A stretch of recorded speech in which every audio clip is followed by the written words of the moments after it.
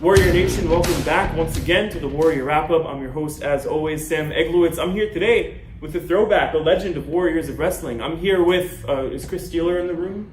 No, I'm here with the greatest No Limits champion of all time, 5-time champion, Chris Banks. Chris, it's such a pleasure to meet you. Mr. No Limits, Chris Banks. Excuse me.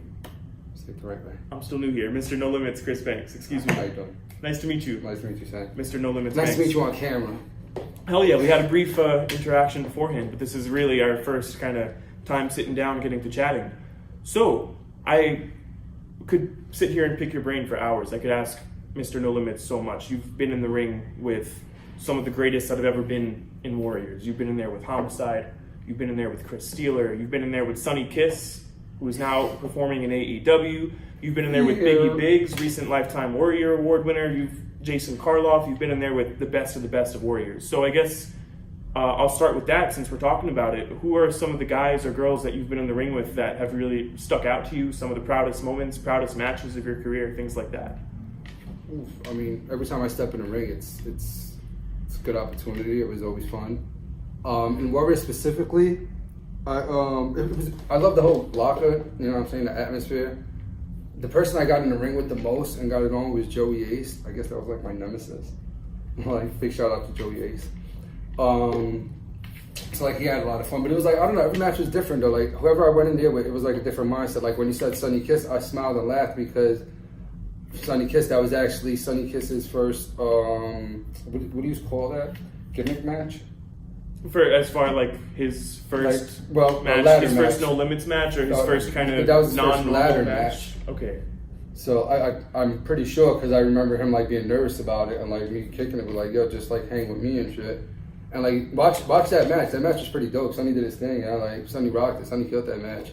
So like that's why when he said Sonny Kiss, that's what came to mind because there's one specific spot that like it was dope. It was dope from the top of the ladder. I ain't gonna give it away. You got to watch the match to get what I'm saying. Hell yeah, check that out. So you are a 5-time No Limits champion. 5-time.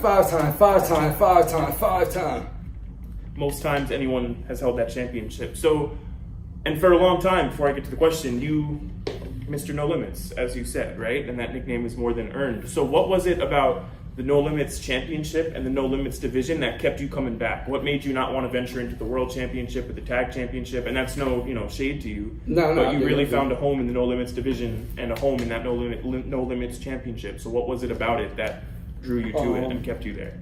I was always like the underdog. That's just always me. Even like when I came into Warriors, like I was brought in for, underdog reasons. I don't want to like break too much K-word. So like I was, that's fair. I was brought in from underdog reasons. And like, it was just like, I was a smaller guy. I'm 6 foot, but like at that time I was like, excuse me, I said I'm 6 foot, I'm 6'1". Don't undersell yourself. Know your worth. At that time, I was on like 160 pounds. Dude, like I was skinny. If you watch, like I was young, and so whatever. So I knew I wasn't gonna be in no heavyweight division. So when the No Limits division was introduced, like I was in the first No Limits match, and prior to that, I was never given a mic. Like I didn't know the owners didn't know me. Like I met the owner on some, like I met Joey on some that's a whole other story. Me and Joey met, but like, so basically I was just there to be there. So he was like, yo, cut a promo like about the match you're in tonight, and like I just ran off and like I ran my mouth, and I guess like that's what made Joey say, oh shit, who is this guy? And like, in that promo, I was running my mouth. That's when I said, I am Mr. No Limits. I am Chris Banks, blah, blah, blah, blah, blah. And boop, it just stuck on me. Cutting promos 101. Yes. Why I'm better than you 101. Before MJF, that was my shit. So what was it? So that's how you got started kind of in the No Limits, right? Yeah. So what was it about it what did you like about it? Was it like the... It was cool. It was different. It was the underdogs, bro. It wasn't even the violence. Like, it was the creativity. Because, like, anybody could swing a chair, bro. Anybody could throw somebody through a table. Anybody could use barbed wire. You can do all that. But it was how we were doing it. Like, we weren't just, hey, let me pick up this chair and hit this guy with this chair. Like, no, we were doing moves with the chair. Like, I was putting chairs on guys and jumping off the top 450s or split-leggeds or just stuff holding it. I remember one time with JT, my old tag team partner, I got the scar on my back. Like I wrapped up barbed wire around myself because I'm an idiot, and then I grabbed the chair and like jumped on the guy, like dumb shit like that. You know what I mean? So it wasn't so much the hyper violence of it, but it gave you ways to do different shit. Innovate and be creative in ways that people on the card in other spots weren't doing. Yeah, and like at that time, hardcore. I mean, with deathmatch wrestling wasn't really around and shit like that. Like it really wasn't. Look at the timing of when me and JT had the Canadian deathmatch. It was like the bloodiest match in W.O.W. Like he and I walked away with mad scars all over us. And like look at the year of that. I think that was like probably like 12 years ago or something. So like that was before like the deathmatch shit. You know what I mean? Like we were before it became trying like as popular as it is now. Yeah, like even if so, we still weren't like. I'm not taking anything away from deathmatch. Big shout out to anybody who does that. Y'all got some fucking heart because I ain't doing that hell shit. Hell no. But like what I'm saying is like we were doing it different in the sense of it wasn't just using it. It was we were using the stuff to do a wrestling move with it. If that if that makes sense. Absolutely, yeah. Taking like a bit of that weaponry and a bit of that arsenal and the magical abyss, the magical void full of weapons that is underneath the ring, taking that and kind of not using it for the sake of just wailing on someone, but for the sake of of respecting the art of pro wrestling. Exactly. Like we were like upgraded spot monkeys. Hell yeah. Hell yeah, man. Because like we were still doing spotty shit, but we were involved in accessories. You know what I mean? Yeah. That's so. Yeah, so it was cool, and like when time came to it, like I've never gotten a Warriors of Wrestling heavyweight title shot, like that never happened, and it wasn't because like it wasn't Chris Banks wasn't ready for it, because like after a while like I put weight on, I started taking it more serious. I wore trunks, I went for the more professional look. You know what I'm saying? So like I got a gym membership. I got wow, that takes you a long way. So fucking like from there, like you know what I'm saying, like I started taking stuff more serious, but like so it's just I liked being in the No Limits division. Like I was offered like this to go for the title, like at this match, hey, you can probably get a title shot, blah blah blah. And like I respectfully was like, no, that's not where I want to be. It's not that I don't know. To me, it was always cool to be the secondary championship, but have that main event spot. You know what I mean? Yeah. Like, because especially like there was a time where like B.A. Kid, big shout out to you. That's my brother, man. I love you to death. Big shout out. I'm sure you're watching. There was a time where B.A. Kid was the heavyweight champion of the Warriors, and like at the same time I was the No Limits champion of Warriors. And like we used to always like try to like fuck you, I'm gonna make this my you know what I'm saying? This title's gonna mean more. No, fuck you, I'm gonna make this mean more. So like we would competitive spirit against each other, but with love. Try to outdo each other. Try to outdo each other in our match. Yeah, like make our belts mean more. So like I'm gonna cut this promo like this, make people look at this like no, fuck you, I'm gonna cut this promo, make it look like this. You know what I'm saying? Like respectfully though, we were doing it. You know what I'm saying?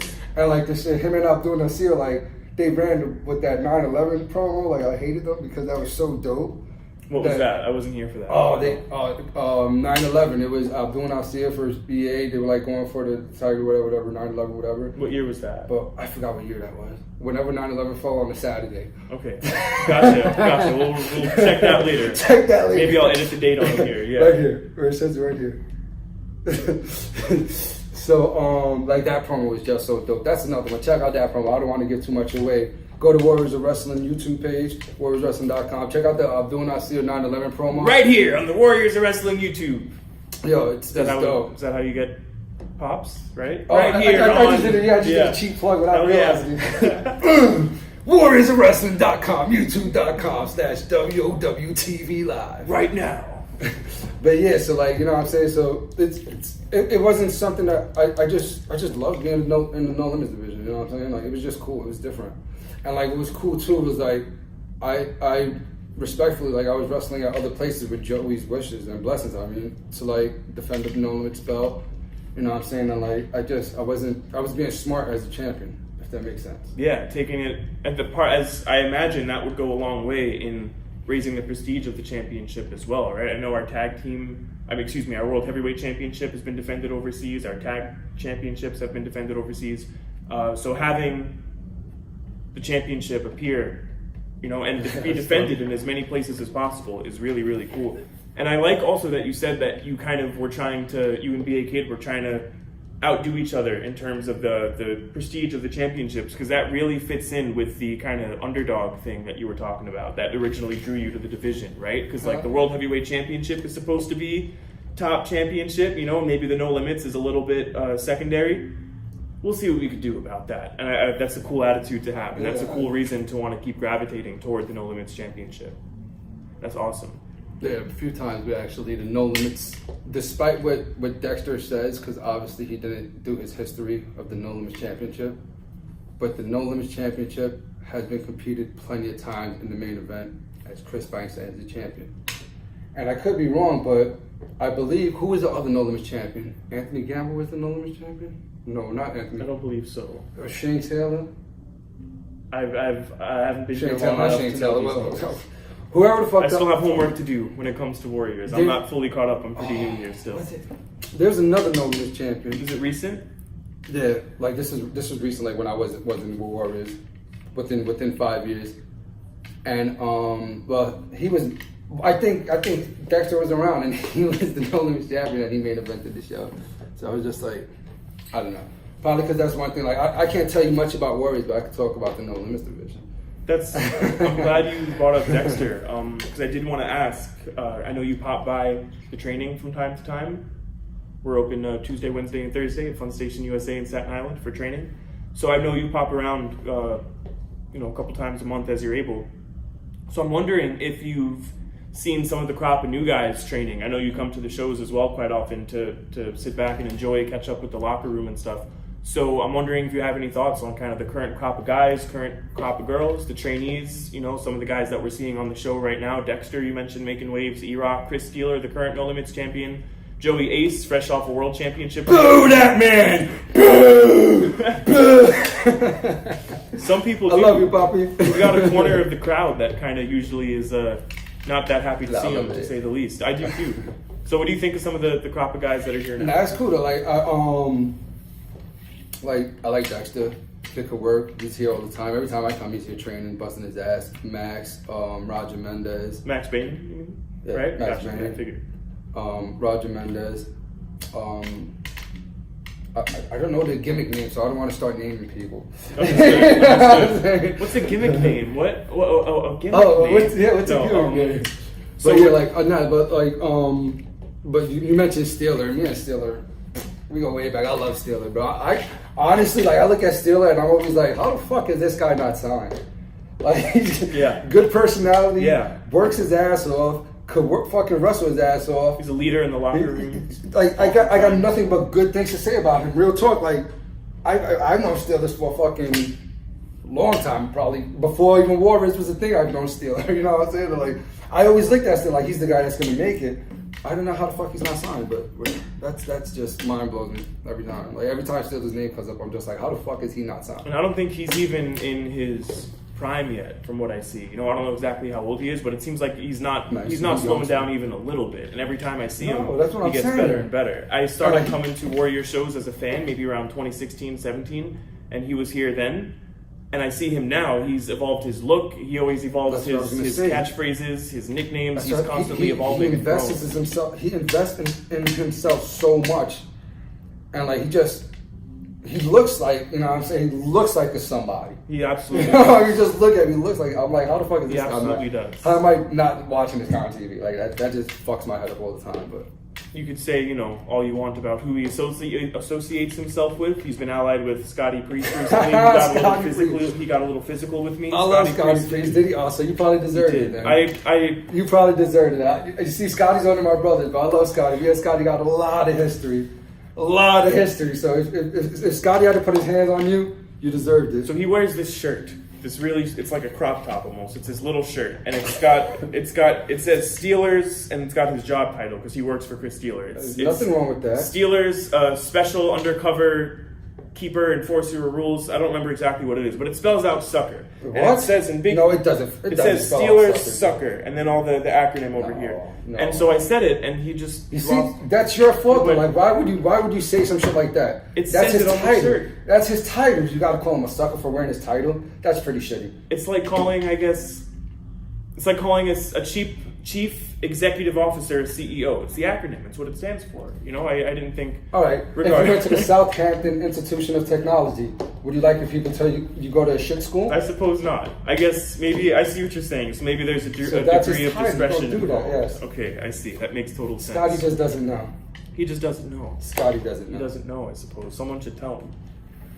So, is there anything else that we missed that you want to talk about? I asked you about. Oh, there was one more question. That's right. I knew I was forgetting a question. People are probably like, yo, what the fuck is this guy doing? Why is he playing with the table? There's all I sorts have of things to play ADHD with. and there's like so much shit here. So as I'm talking, I'm like wiping the table up. Sometimes we start these things and there's like a little hair on the table, or there's Yeah, I've a been playing coin on with the this for, table. like- There's all kinds of things. Yeah, there's this thing here. There's this little.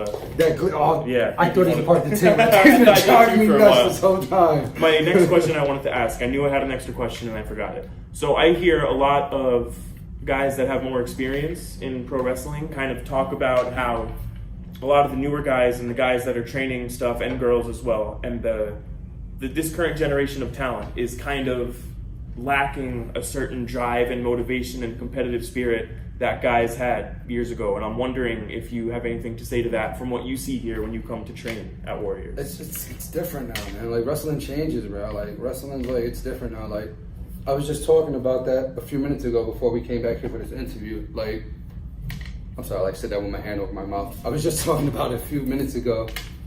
And it's just like it evolved, you know what I'm saying? When I started, right, I'm an old ass man now. I ain't scared. I'm 37 years old now, bro. I'm an old ass man. I started training when I was 14, 15. Like I started training at such a young age. So when I started training, it was like you had to know somebody to get in there, and it was just so different, you know what I'm saying? And like I was always a smaller guy, like considered a smaller guy, to where like even at my height, like I'm not a short guy, I'm tall, but like 200 pounds at the time, even if I was 200 pounds, that 6'1", 200 pounds I was a manager, you know what I'm saying, at that time, like that's how you viewed. So now, you look at now, I'm 6'1", what am I, like 205 now? I haven't been in the gym, so I lost weight.